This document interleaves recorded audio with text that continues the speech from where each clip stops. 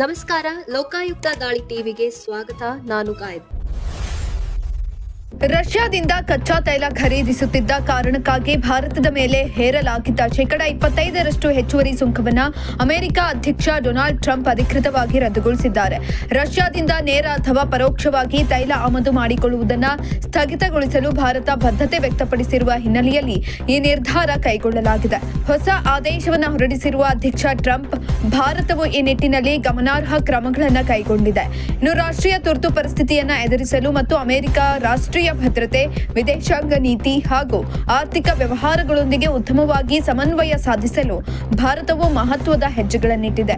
ಹೀಗಾಗಿ ಭಾರತೀಯ ವಸ್ತುಗಳ ಮೇಲೆ ಹೇರಲಾಗಿದ್ದ ಹೆಚ್ಚುವರಿ ಸುಂಕವನ್ನು ಕೊನೆಗೊಳಿಸಲು ನಿರ್ಧರಿಸಿದ್ದೇನೆ ಎಂದು ತಿಳಿಸಿದ್ದಾರೆ. ಹೊಸ ಆದೇಶವು ಇವತ್ತಿನಿಂದಲೇ ಜಾರಿಗೆ ಬರುತ್ತಿದೆ.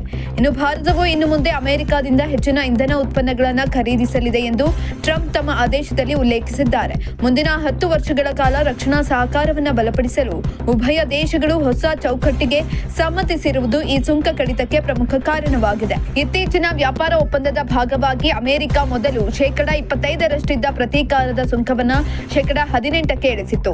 ಈಗ ರಷ್ಯಾ ತೈಲ ಖರೀದಿಗೆ ಸಂಬಂಧಿಸಿದ 25% ಹೆಚ್ಚುವರಿ ಸುಂಕವನ್ನು ಸಂಪೂರ್ಣವಾಗಿ ತೆಗೆದುಹಾಕಲಿದೆ. ಇದರ ಪರಿಣಾಮ ಭಾರತದ ರಫ್ತುದಾರರ ಮೇಲೆ ಇದ್ದ ಒಟ್ಟು ಅಮೆರಿಕನ್ ಸುಂಕವು 50% 18% ಇಳಿಕೆಯಾದಂತಾಗಿದೆ. ಇನ್ನು ಈ ನಿರ್ಧಾರವು ಭಾರತೀಯ ರಫ್ತುದಾರರಿಗೆ ದೊಡ್ಡ ಸಮಾಧಾನ ತಂದಿದ್ದು, ಅಮೆರಿಕದ ಮಾರುಕಟ್ಟೆಯಲ್ಲಿ ಭಾರತೀಯ ಉತ್ಪನ್ನಗಳನ್ನು ಹೆಚ್ಚು ಸ್ಪರ್ಧಾತ್ಮಕವಾಗಲು ಸಹಕಾರಿಯಾಗಲಿದೆ.